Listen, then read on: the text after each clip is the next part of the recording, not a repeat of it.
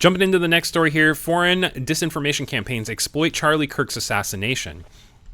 And if we look at our bias distribution, more center-leaning than anything. You've got 19% of the stories are coming from the left, 14% are coming from the right, with 67% of the bias distribution coming from the center here. We've got 91% of our sources are factual, high factuality or above. Excuse me. My story is from NPR, which is third down on the factuality lists. Leans left, very high factuality rating. So let's get into the story here from NPR. The assassination of Charlie Kirk has been divisive online, and some officials believe foreign governments are trying to make things worse. We have bots from Russia, China, and all over the world that are trying to instill misinformation and encourage violence, warned Utah Governor Spencer Cox in a press conference following the shooting last week. You know, it's kind of interesting, like, Charlie Kirk, who was kind of an obscure political dude. I mean, like, yeah, he had some pull and stuff, but, like, the reaction online to his death really seems blown out of proportion. And if we've got misinformation bots from China and Russia, that might be a very good reason why. But experts who monitor foreign disinformation campaigns say the picture is more nuanced. While it's true that foreign paid influencers are discussing the shooting and state-run media outlets are spinning events to fit their narratives, there's not much evidence those messages are reaching Americans, said Darren Linville, co-director of the Media Forensics Hub at Clemson University. Oh my gosh. Come on, NPR. Foreign actors put their own spin on Kirk's assassination. After Kirk was shot last week, Linville went online to check in on the feeds of foreign paid influencers. Those influencers are absolutely talking about Kirk's assassination, he said. People like Che Bowes, an Irish journalist who works for Russia's state-run RT news service. In a 6-minute video posted to X, Bowles rambled on about Kirk's death while taking shots at British media and the Israeli government, two foes of Russian leadership. But in the week since it was posted, Bowes' video has gotten a fairly unimpressive 46,000 views. By contrast, a single video posted the same day by conservative influencer Benny Johnson got more than 780,000 views.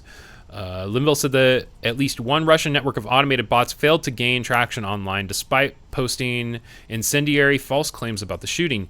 He said that that's because foreign influence campaigns can't often move the needle much on big stories. When a single conversation takes up all the oxygen in the room and everyone on social media is talking about it, the foreign influence can't really break through, he said. But even if they're not making headway, state-run influence campaigns are still talking about Kirk's death, added Mackenzie Sadgi, an editor at NewsGuard, a media and misinformation watchdog.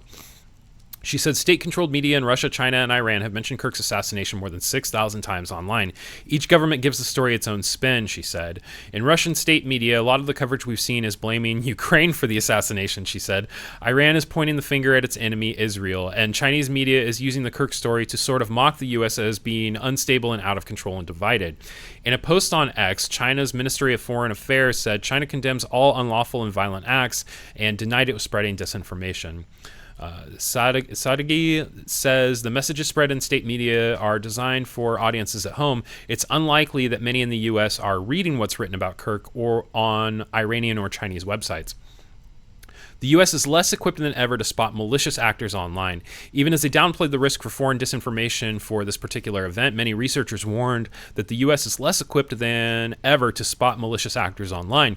Groups tracking foreign influence at the State Department, FBI, Department of Homeland Security, and the Office of the Director of National Intelligence have all been disbanded since President Trump took office in January, according to Bert Schaefer, a senior fellow at the Alliance for Securing Democracy at the German Marshall Fund of the U.S. There's been a systematic dismantling of every part of the U.S. government that was tasked with countering foreign malign influence, Schaefer said.